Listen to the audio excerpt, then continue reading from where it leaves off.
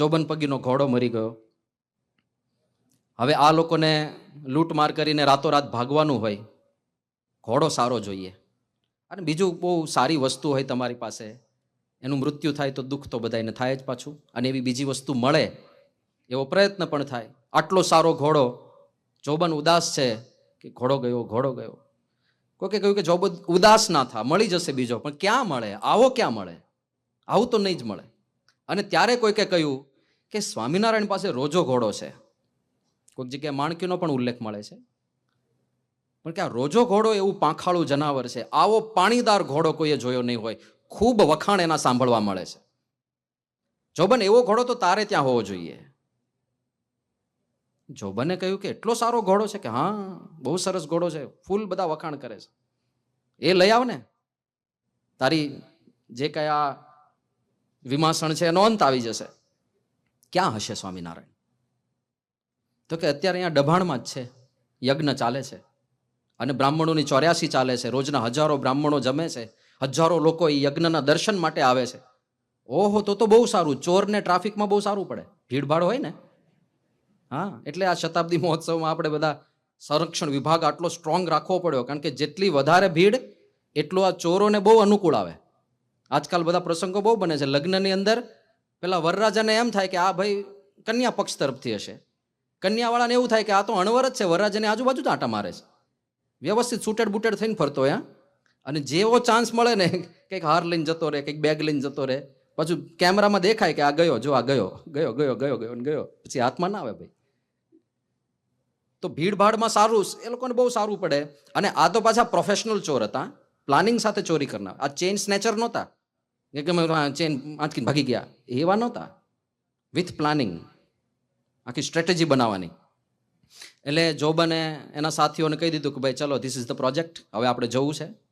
બધા ગયા અને બધા હરિભક્ત બનીને હરિભક્તોની ભેગા ભળી ગયા છે. તિલક ચાંદલાને કંઠીઓ પહેરી લીધી છે. એટલે આપણે પેલી વાત કરીને, વેશ ધારણ કરી લીધો ભક્તનો. ભક્તપણું નથી આવ્યું હજુ, એ થોડા સમય પછી આવવાનું હતું. અને દિવસ દરમિયાન હરિભક્તનો વેશ ધારણ કર્યો છે, નગરમાં બધે ફરે છે, હજારો લોકો આસપાસ છે. દિવસ દરમિયાન એ લોકોએ જોઈ લીધું કે પેલા લોકેશન તો બધા સ્પોટ કરવા પડે ને, કે ભાઈ રોજો ઘોડો કયો, ક્યાં બાંધે છે, ચોકીદારો ક્યાં ક્યાં હોય છે, રાત્રે પહેરો ક્યાં ક્યાં ભરવામાં આવે છે, સિક્યોરિટીની વ્યવસ્થા શું છે. પછી ભગવાન સ્વામિનારાયણ ક્યાં સૂતા હોય છે, કારણ કે આટલો મોટો સંપ્રદાય ચલાવનાર માણસ ભગવાન તરીકે તો હજી ના સ્વીકાર્યા હોય, પણ એટલું તો હોય કે પાવરફુલ માણસ હશે, બાકી આટલો મોટો સંપ્રદાય ઊભો કેમ ન કરે. એટલે કે એ ક્યાં સૂતા છે એમનાથી ગભરાતા રહેવું પડે, એ એકદમ જાગૃત માણસ હશે. તો બધું દિવસ દરમિયાન સ્પોટ કરી લીધું. અને રાત્રે પ્લાનિંગ પ્રમાણે જોબનને એના સાથીઓ બધા સજ્જ થઈને પહોંચ્યા રોજાને ચોરવા માટે. રોજા સુધી પહોંચતા પહેલા જોબન કે પહેલા આપણે જોઈ આવીએ ભગવાન સ્વામિનારાયણ સૂતા છે ને, એ સૂતા હોય તો પછી બીજા બધાને તો પહોંચી વળશું, 2 ટપલી મારીને પાડી દઈશું, એની ચિંતા નથી. એટલે ચોકીદારોને કેવી રીતે ડિસ્ટ્રેક્ટ કરવા ને એ બધું આ લોકોને આવડતું હોય બહુ સારી રીતે. પણ ભગવાન સ્વામિનારાયણની બીક ખરી. તો પેલા એ ચેક કર્યું, મહારાજ એમના ઉતારે સૂતા હતા, ઘસઘસાટ. ચલો, હવે કોઈની સાડાબારી નથી. અને પછી સીધા ગયા ઘોડશાળમાં અને પહેલો જ રોજો ઘોડો બાંધતા હતા, શ્રીજી મહારાજનો ઘોડો પહેલો જ રાખતા હતા. અને જેવા જોબન પગી ત્યાં ગયા કે ઘોડાની પેલી સરક છોડીને બસ લઈ જઈએ, પણ શ્રીજી મહારાજના ત્યાં દર્શન થયા. ત્યાં ઊભા હતા મહારાજ, ઊભા ઊભા રોજા ઘોડાની કેશવાળી ઉપર હાથ ફેરવતા હતા પ્રેમથી. મેં તો કે ત્યાં હતા, સૂતા હતા ને અહીંયા કેવી રીતે આવડી ગયા, આટલું ઝડપથી કેમ ના આવી ગયા. એટલે ત્યાં પાછા ક્રોસ ચેક કરવા ગયા કે ત્યાં છે કે નહીં. ત્યાં ગયા તો ત્યાં મહારાજ સૂતા હતા પાછા. અને મનાયું નહીં કે ત્યાં પણ છે, અહીંયા પણ છે. અહીંયા આવ્યા તો અહીંયા પાછા જુદા રીતે દર્શન થયા. એ રોજા ઘોડાને પાવરો ચડાવતા હતા, જમાડતા હતા. પાછા ત્યાં ગયા, ત્યાં સૂતા હતા. આ બાજુ આવ્યા, મહારાજાના પર પલાણ નાખીને સરખું કરતા હતા. ક્યારેક પીઠ ઉપર હાથ ફેરવે છે, ક્યારેક જમાડે છે, ક્યારેક કેશવાળી ઉપર હાથ ફેરવે છે. 6 વખત આમથી આમ આટા ફેરા કર્યા.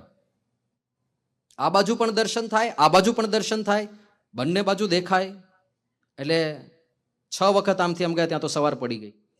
સવાર પડી ગઈ એટલે હવે તો ચોરી થાય નહીં, અજવાળું થયું, હમણાં બધા જાગવા માંડશે.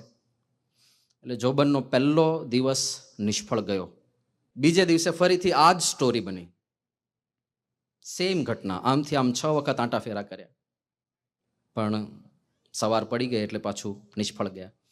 ત્રીજે દિવસે જોબને એના સાથીઓને કીધું કે આજે હવે નિષ્ફળ નથી જવું.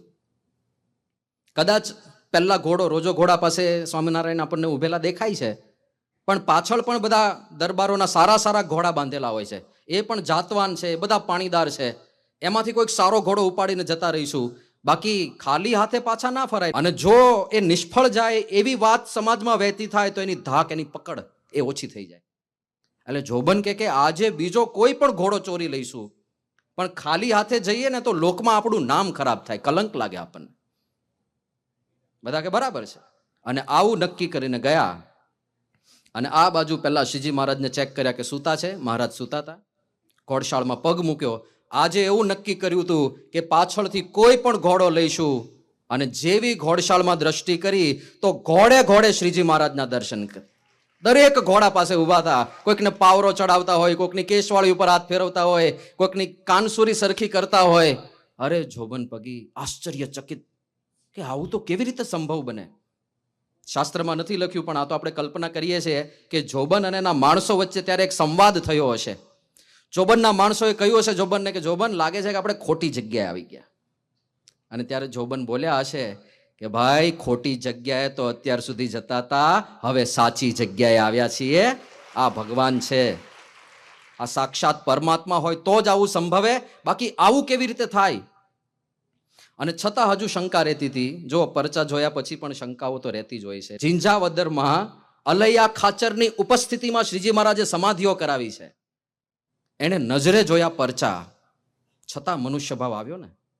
અહંકાર એવી વસ્તુ છે કે આપણને ગમે ત્યારે તોડી નાખે. એટલે એવું નથી. પરમ વિશ્વાસ ને શ્રદ્ધા, એમનું ઉજ્જવળ ચરિત્ર તો જુઓ, કેમ વિશ્વાસ ના આવે. તો જોબન પગી હજુ વિશ્વાસ નહોતો આવતો. એક સંકલ્પ બધાએ ભેગા થઈને કર્યો કે આપણે 3 દિવસથી અહીંયા છીએ, કોઈએ આપણને ઓળખ્યા નથી. તિલક ચાંદલો કંઠી પહેરીને ફરે છે, સત્સંગી જેવા સત્સંગી થઈને ફરે છે, વેશ પલટો કરી નાખ્યો છે. કોઈને ખબર નથી કે આ જોબન અને એની ગેંગ છે. કે કોઈને ખબર નથી, કોઈ આપણને ઓળખતું નથી. અને ભગવાન હોય ને તો સર્વજ્ઞ હોય. કાલે સવારે સભા ભરીને બેઠા હોય અને ત્યારે આપણે ચૂપકીદીથી પાછળ જઈને બેસી જઈશું. જો ખરેખર ભગવાન હોય તો આપણને ઓળખીને આપણું નામ આપી દે. આવો સંકલ્પ કર્યો બધાએ ભેગા થઈને. અને બીજે દિવસે સભા ભરાઈને બેઠી હતી. શ્રીજી મહારાજ કથા કરતા હતા અને જોબન પગી હળવેક દઈને પાછળથી બેસવા ગયા. હજુ બેસવાની તૈયારી કરે છે ત્યાં તો શ્રીજી મહારાજ કથા કરતા કરતા બોલ્યા, અરે જોબન પગી, આગળ આવો, આગળ આવો, આગળ બેસો, ત્યાં પાછળ કેમ બેસો છો. અને જેવું આ કહ્યું, જોબનને હવે તો પાક્કું થઈ ગયું કે ભાઈ હવે કાંઈ ક્રોસ ચેક કરવું નથી આપણે, હવે ઇનફ એવિડન્સ છે આપણી પાસે. અને મહારાજ પાસે ગયા. હવે ઓળખાણ થઈ. જો આ પ્રોસેસ ચાલુ થઈ ગઈ. ઓળખાણ થઈ ગઈ કે આ ભગવાન છે. કોઈએ ઉપદેશ આપ્યો નથી. પહેલું કામ જોબન શું કરે છે? શ્રીજી મહારાજ પાસે ગયા અને તલવાર એમના ચરણોમાં મૂકી કે મહારાજ, આ તલવારથી હજારો નિર્દોષોના મસ્તક વઢાયા છે, પણ હવે ભગવાન મળી ગયા. હવે આ તલવાર હું તમને સમર્પિત કરું છું. આજ પછી અમે ક્યારેય હિંસા નહીં કરીએ, અમે કાયમ માટે પાપ છોડી દઈએ છીએ. ભક્તપણું ચાલુ થઈ જાય ઓટોમેટિક. એકવાર ભગવાન ઓળખાયા પછી કહેવું ના પડે કે ભાઈ હવે પૂજા તો શરૂ કરો, રવિ સભા તો તમે ભરો છો, પણ પૂજા ક્યારે આવશે, કહેવું ના પડે. રુચિ છે ભગવાનની, પૂજા ચાલુ થઈ જાય. કહેવું ના પડે કે ભાઈ 20-20 વર્ષથી સત્સંગ કરો છો, હવે તો હિંમત કેળવો તિલક ચાંદલો કરવાની, ના કહેવું પડે. હિંમત આવી જ જાય. ભગવાન ઓળખાયા છે ને. તો ઓળખાણની આ મજા છે. આપણે એ જ ભગવાનના સાનિધ્યમાં છીએ. ભગવાનના અવતાર કાં ભગવાનના સાધુ એ જરૂર પૃથ્વી પર વિચરતા હોય. એ જ શ્રીજી મહારાજ, મહંત સ્વામી મહારાજ રૂપે છે. પણ જો યથાર્થ ઓળખાય ને, સારંગપુરની અંદર મહંત સાહેબ મહારાજ ઝરૂખે દર્શન આપવા માટે પધાર્યા હતા. સામે બધા કાર્યકરો વિરાજમાન હતા અને પ્રશ્નોત્તરી ચાલતી હતી. એમાં પ્રશ્ન એવો પૂછાયો કે બાપા મુક્તાનંદ સ્વામીને જ્યારે શ્રીજી મહારાજનું સ્વરૂપ ઓળખાયું ત્યારે એમણે કીર્તન લખ્યું કે ભ્રમણા ભાંગી રેહો મારી, મારી ભ્રમણા હવે ભાંગી ગઈ. હું નીલકંઠ વર્ણીને કોઈ મહાન સંત તરીકે જોતો હતો, પણ આ તો સાક્ષાત પરાત્પર પુરુષોત્તમ ભગવાન છે. મારી ભ્રમણા ભાંગી ગઈ. અને આરતી રચી છે ને, જય સદગુરુ સ્વામી પુરુષોત્તમ પ્રગટનું જે દર્શન કરશે, કાળ કર્મથી છૂટી કુટુંબ સહિત તરશે. અને આ આરતી રચાય ત્યારે શ્રીજી મહારાજની ઉંમર 21 વર્ષની છે. કેવું વ્યક્તિત્વ હશે! તો મુક્તાનંદ સ્વામીની જેમ ભ્રમણા ભાંગી ગઈ, એમના મનમાં ભ્રમણાઓ હશે કંઈક. સ્વામી, અમારા મનમાં કઈ ભ્રમણાઓ બાકી રહી જાય છે? અને ત્યારે મહંત સ્વામી મહારાજ એવું બોલ્યા હતા કે હજુ સાધારણ સંત ઘણીવાર સમજી બેસીએ છીએ, આ સાક્ષાત શ્રીજી મહારાજ છે એવું જ્યારે સમજાય.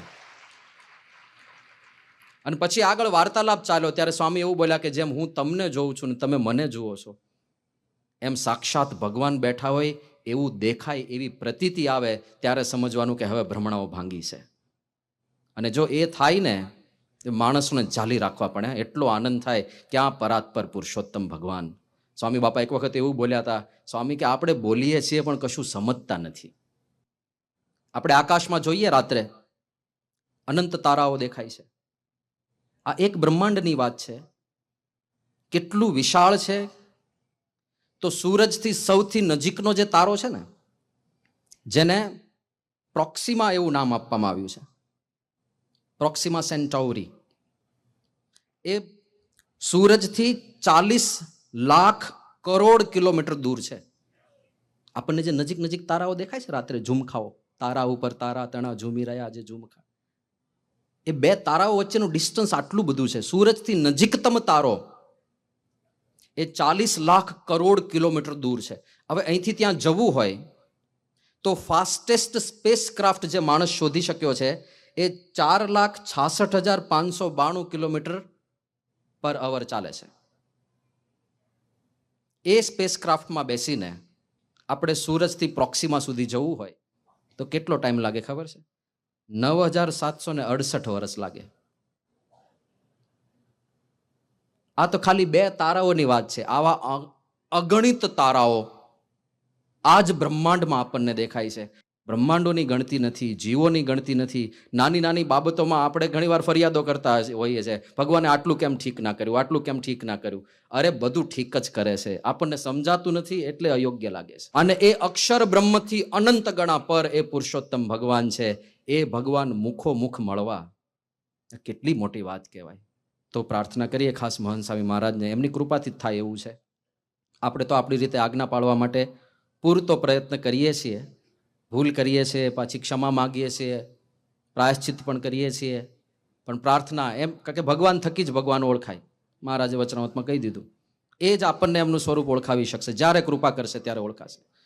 તો આજ ખાસ એમના ચરણોમાં પ્રાર્થના કરીએ કે આપ અમને મળ્યા તો છો, પણ યથાર્થ આપની ઓળખાણ અમને થાય અને ક્યારેય આપનામાં મનુષ્ય ભાવ ના આવે એવી ખાસ અમને સદબુદ્ધિ આપજો. એ જ મહંત સ્વામી મહારાજ ભગવાન સ્વામિનારાયણના ચરણોમાં પ્રાર્થના કરીએ.